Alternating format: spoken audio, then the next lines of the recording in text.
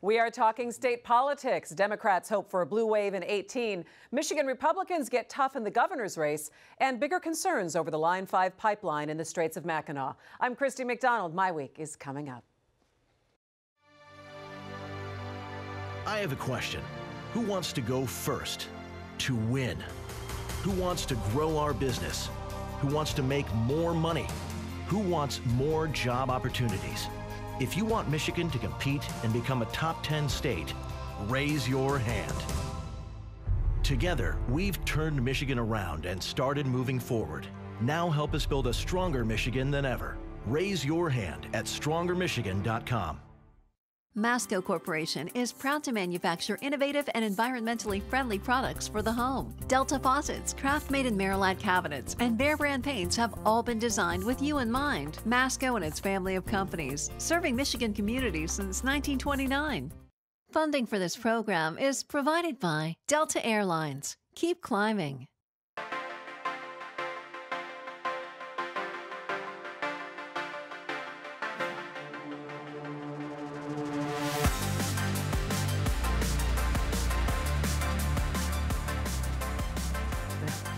Hi there. Welcome to My Week. I'm Christy McDonald. Thanks so much for joining me. A lot going on this week. We're diving into state politics. Democrats are hoping for a blue wave in 18, but there's some criticism over their slate. Plus, Republicans are getting a bit nasty in the governor's race. President Trump heading to Macomb County. What kind of signal does that send for state races?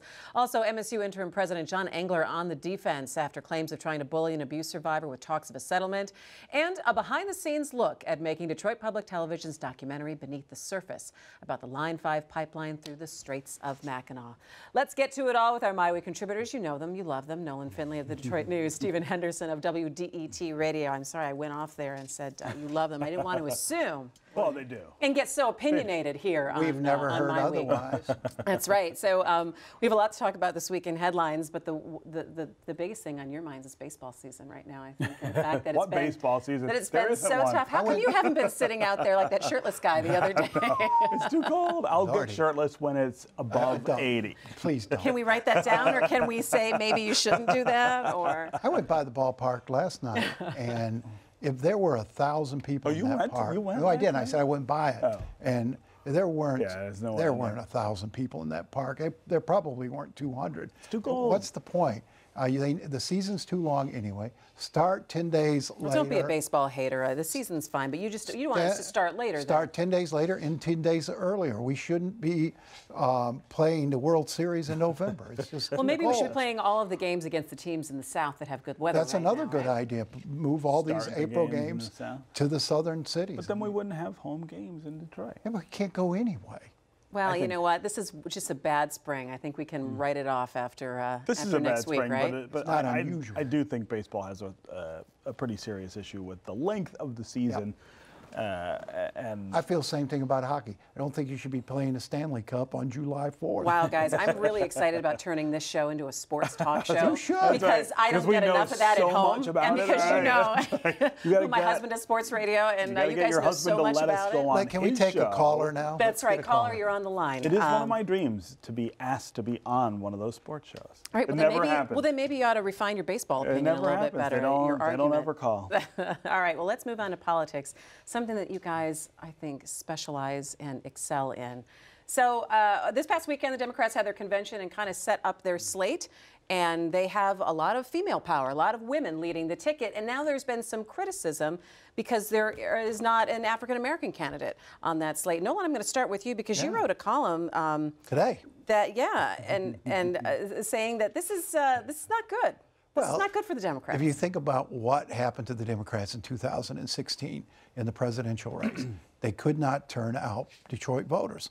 They had a very low turnout in Detroit. They couldn't turn out black voters. And instead of looking at that as an opportunity to fix in this election cycle, I mean, they walked out of COBA without a single, not just a single Detroiter, without a single Metro Detroiter on that ballot, and no African Americans on their list of endorsed candidates. This is a golden opportunity here for them, and this is one way to squander it. Well, you did have, both Dana Nessel and Jocelyn Benson are Metro Detroiters. Well, if you consider Ann Arbor, Metro Detroit, right. I Well, don't. Jocelyn lives in Detroit. I think she's in Washtenaw County now. I mean, she's worked here, so. But I mean, I agree that the diversity question is one of the things they're going to have to deal with going into the fall. But the Democrats in the state have made that mistake a lot, and it speaks to some internal dynamics that I think are problematic in the party in terms of identifying and grooming African Americans and Latino candidates early, and then moving them along so that they're in a position to be able to be on these tickets. You still don't know who's going to be the gubernatorial candidate or the lieutenant governor candidate, and those are well, they and that's an opportunity. Gretchen. That's an opportunity right there to bring someone in on the that. ticket and the lieutenant governor's side. It's essential. I will have to say, though, I think it's very bizarre that we're complaining about women leading the top of the ticket because we've never really had this before. And I mean, this might speak to a shift in what voters want to see.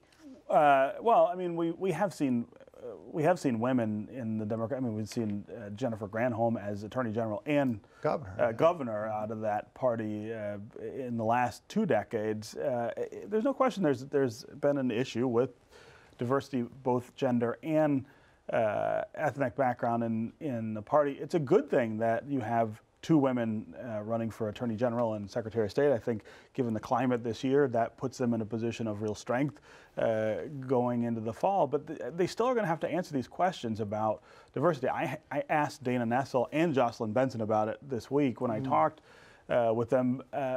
Dana Nessel was super defensive about it. About everything. About what? Now hang on. About what? She was really defensive about the question about diversity, and what she did was sort of recite the ways in which she has been a champion for racial justice and equality, and I think that's great. But it's not an either or, right? You need diversity and that kind of advocacy in a party that says it stands for both. And I think that the party comes up short a lot on the question of diverse slates. And they had an opportunity they had it in the Attorney General's contest, Pat Miles, an African American from Western Michigan, where you don't often get a whole lot of Democratic nominees, particularly African Americans. And you know, he could have given that ticket what it needs. So now they're going to have to come in and find someone willing to run for lieutenant governor out of Detroit. And so you would think, though, looking at where we are in politics right now, that 18 would be ripe for the Democrats, and especially here in the state of Michigan. But I thought it was a couple of points that were really interesting coming out of the weekend is that the UAW-backed candidate, Pat Miles, did not make it on the slate. So that brings into question the power of labor in terms of where we're going to be in campaigning this year. And then it also speaks to something that you brought up, Stephen, about where is the collective head of the Democratic Party? I mean, they've had a couple of years now to get themselves in this position. I think really to take some offices in 18, but are they kind of stumbling here at this point? Yeah, I don't know. I mean, I think it's maybe a little early to talk about whether they're stumbling or not. I think there's a leadership question in the Democratic Party that everyone's sort of aware of in terms of the difference in leadership now and the way that it used to be run, and finding footing to make sure that the party is doing the things that it can do to appeal to voters. You know, I think it's early to talk about blue wave anyway. I think there's a lot of things in play. There are a lot of things that could happen between now and November. Democrats are supposed to win the governor's race this time because historically that's just the way Michigan has gone back and forth between the two parties. But you know, things look different at the national level, and that could have a real influence if there is not an effective way to sort of appeal to those Trump voters. Well, and speaking of difference, President Trump will be coming to Macomb County next week, and I think that kind of speaks to when we start transitioning to looking at the Republicans. Yeah, I mean they're now. dragging that anchor. I mean, you don't know whether his base is going to be as energized as it was in 16, and even in 16, had you had a more vigorous Democratic turnout, they could have countered that. But I think what you're seeing on the Democratic side now is their Tea Party moment. The Bernie Sanders wing turned up really large at Cobo on Sunday, and that's why Dana Nessel got the nomination instead of Pat Miles, and that's why what muted the UAW's influence. It's, you know, that Sanders wing sort of taking over the party. Let me ask you this, Nolan, from your vantage point, if you're a Republican candidate for governor, are you happy, or are you a little like, that President Trump is coming into town next week?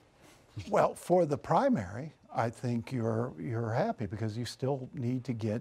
I mean, the Donald Trump base is still there on the Republican side. I don't think you win without him. I think that's what's hurting Brian Kelly. But can you carry him into the general election is the bigger question. Yeah. So I mean, how do you gauge how close you get or how far away that you stay from President Trump when you're a Republican?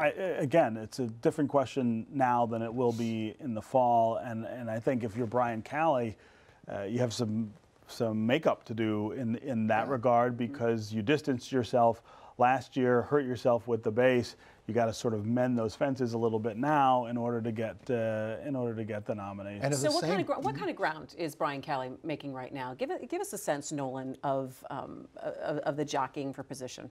Well, it's hard to tell. Between him and Bill Schuette. He's got some pretty effective campaign ads up. I mean, I worry in that race that they're going to kill each other, and by the time whoever's the nominee, I mean, I've never seen such a nasty primary race. Two Republicans beating the heck out of each aspects other. of it that make it so nasty for you? The name calling. I mean, you've got Schuette out there, Camp calling him Lion Brian. It's very Trump-like in its feeling, and we wondered, it's after 16 whether just that because it rhymes doesn't mean it's good. That would become the norm. That sort of campaigning would become the norm, and it appears to have, at least on, you know, in that race. These two don't like each other, and they're calling each other's names, they're accusing each other of all sorts of nasty stuff. And by the time one of them is standing after the primary, I think voters are going to have doubts about either one of them. You know, one of the interesting ads I saw from Bill Schuette, I've seen a couple times, is one in which he appears to be running against Jennifer Granholm. He points out all of these things about the, quote, lost decade, and drags up stuff that is now, what, 8 years old. So he's really running against Gretchen Whitmer. Is that what he's testing the waters, I think maybe? that will be one of the ways that they try to attack Whitmer if she gets the nomination. But as a primary tool, I think that's probably pretty effective. I mean, there are lots of people, especially in the Republican Party, who have real disaffection with the time that Jennifer Granholm had as governor. But, you know, one thing we didn't hear much about, but it happened on Sunday, is Sri Thanandar, the candidate for governor on the Democratic side, an Indian fellow, who boasts that he's the most progressive candidate in the race. And his name recognition is very high thanks to the ads and huge ad buys, and he's got a lot of money. He got run out of the Progressive Caucus. They wouldn't let him speak. They wouldn't let him stay. I mean, this, like I said, I mean, this Sanders wing is not mainstream Democrats. I asked Dana Nessel about that, about how she won. She pointed out that, you know, she did get the MEA endorsement. That's a huge mainstream Democratic labor organization, and that she did get a lot of others. I think her argument would be that she has been able to sort of sew together mainstream Democratic support and institutions with the more progressive wing. And if that's true, then she's got a pretty good shot in the fall. Let me ask you this, though. By bringing up the fact that you're talking about voters who are not mainstream in the party, are you saying that Bernie Sanders... Not traditional Democrats. Not traditional Democrats, but are you saying that those could be the people that said, I'm either going to vote for Bernie Sanders or Donald Trump? Remember, we heard that a lot? Right. So that you're saying that they could be looking at kind of changing over in the governor's race? They're very much like the Tea Party. They're going to vote. Their loyalty is to their principles, their caucus, their candidate, not necessarily transferable if their person doesn't get the nominee. Yeah. All those Trump voters last time would not have come out to vote for, say, Marco Rubio. And I don't think a lot of these folks Nessel brought into that convention would have come out to vote for anybody else. And hold the party line. Let me ask you this: what's the role of Governor Snyder right now in backing up Brian Calley in his campaign, and what kind of impact do you think that he can make? I'm going to start with you, Stephen. Well, I mean, I think you got to distance yourself a good deal from the governor because the thing that immediately comes to people's minds right now when you say Rick Snyder is still Flint and the Flint water crisis.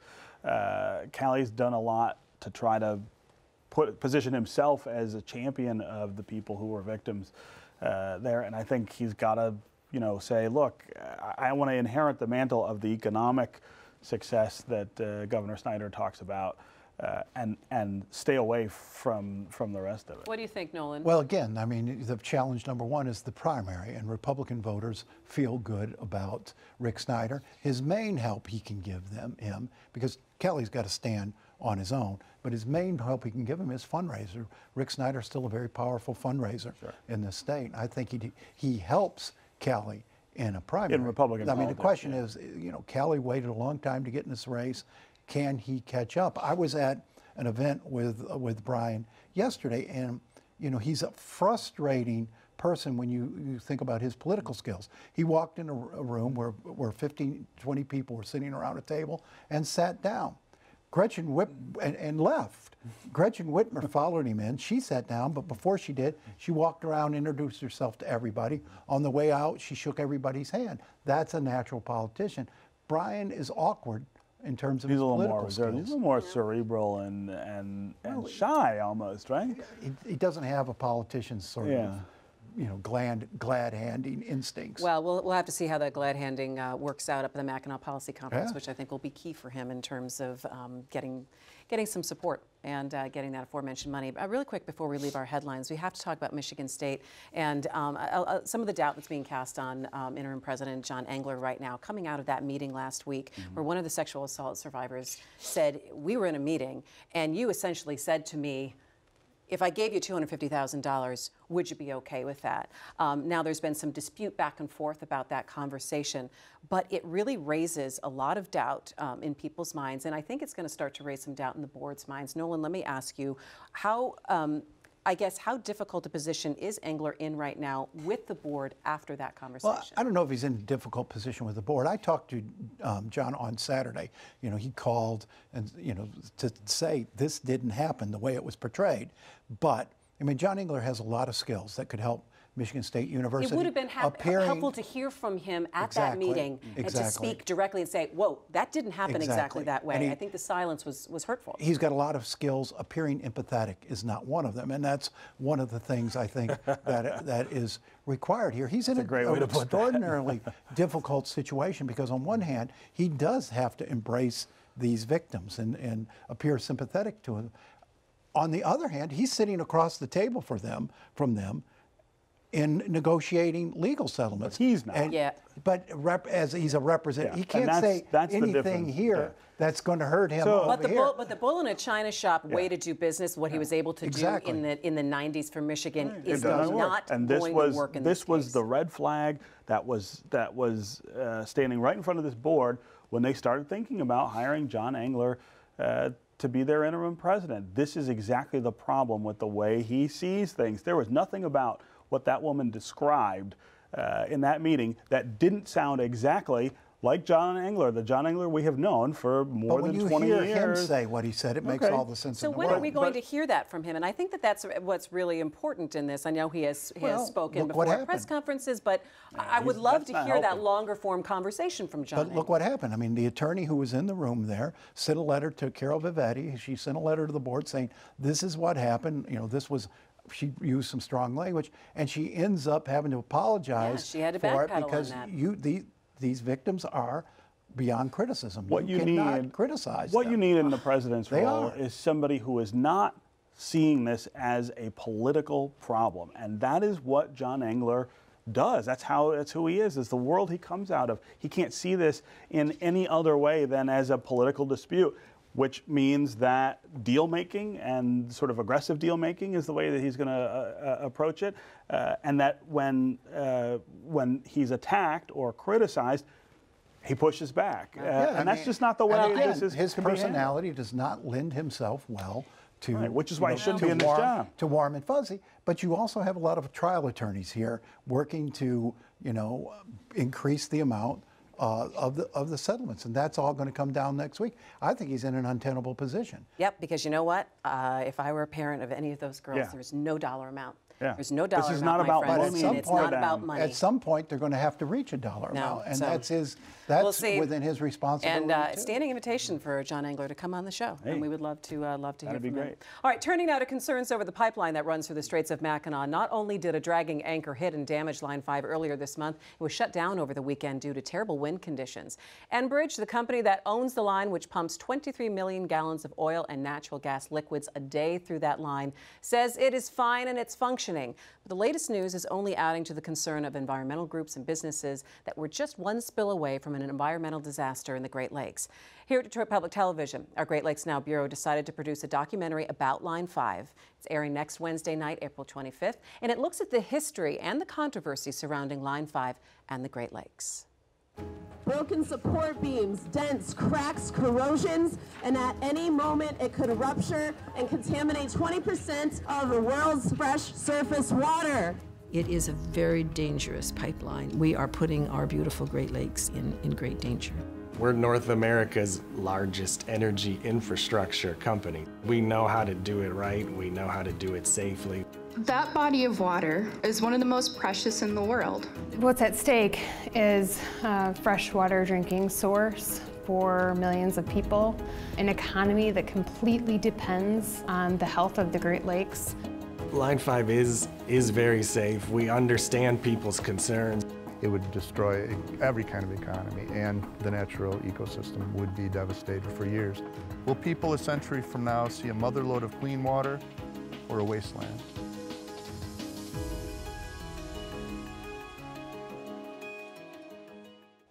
Now, Enbridge has been in trouble with the state for not being transparent on the condition of the line. Plus, it's already under a state-imposed deadline to study alternatives to Line 5.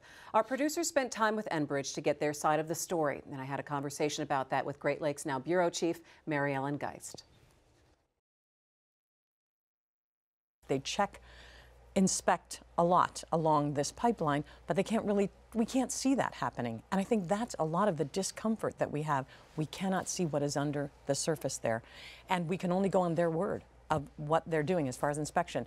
They've now more regularly begun telling us what's going on. I know they regularly inspect it, but when we saw the National Wildlife Federation scuba diving film that's gone far and wide, it's underwater, you will see it in our documentary, you see support beams lacking for more than 75 feet on several sections of this. And that is one of the biggest issues, is that you see places where it goes from 50 feet, the lake bed, to 250 feet, and you see the pipeline sort of empty, sitting out there, not being supported at several areas. So that's something we look at. Again, there's a difference of opinion. Enbridge has a different opinion about things than a lot of environmental activists. It's very hard to get at the truth. And to this day, Enbridge says the pipeline is as safe as it was the day it was built in 1953.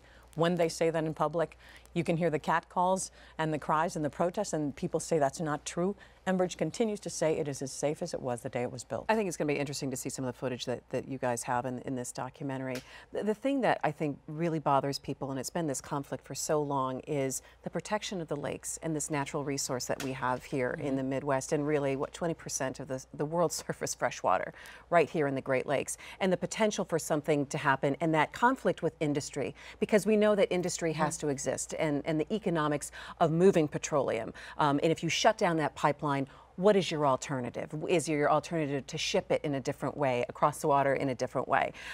So we have that conflict which has existed for a very long time. Where do you see the conversation sort of moving between regulation and protection?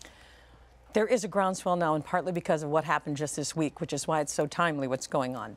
There was a case, as you mentioned, with an anchor denting a portion of the steel exterior of the pipeline.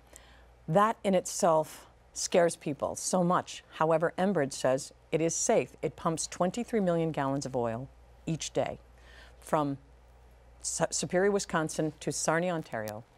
And it has this little section, 4.5 miles, between the lower and upper peninsula. And what everybody, I think, says is we need this gas, we need this oil. About 30% of that does go to Michigan and to be used by Michiganders. But a lot of it's taken to Canada, and they just say, why does it have to go in the sensitive area of the Great Lakes where 23 million gallons of oil, even if some of that came out, if there was a puncture, would damage fish, wildlife, the recreation industry. We were able to interview Dave Schwab at the University of Michigan, who did an incredible study of a simulation of the oil going along. Of where it would go. It's really quite staggering. 740 miles, he says, would be affected. However, Enbridge says that's just a wind and substance, what substances would do in the lake. We would clean that up immediately. Our thanks to Mary Ellen, and you can see Beneath the Surface Wednesday, April 25th at 10 p.m. right here on Detroit Public TV. It's going to do it for MiWeek. Thanks so much for joining us. We will be back next Thursday. Until then, check us out on Twitter and Facebook. I'm Christy McDonald. We'll see you next time. Take care.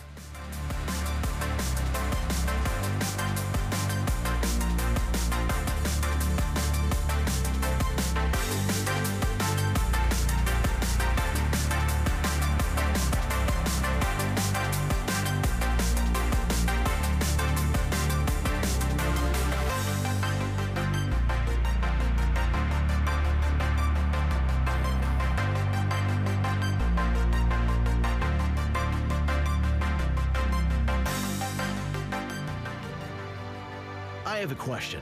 Who wants to go first? To win? Who wants to grow our business? Who wants to make more money? Who wants more job opportunities? If you want Michigan to compete and become a top 10 state, raise your hand.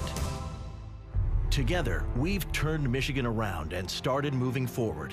Now help us build a stronger Michigan than ever. Raise your hand at strongermichigan.com. Masco Corporation is proud to manufacture innovative and environmentally friendly products for the home. Delta faucets, craft-made in Mackinac cabinets, and Behr brand paints have all been designed with you in mind. Masco and its family of companies, serving Michigan communities since 1929. Funding for this program is provided by Delta Airlines. Keep climbing.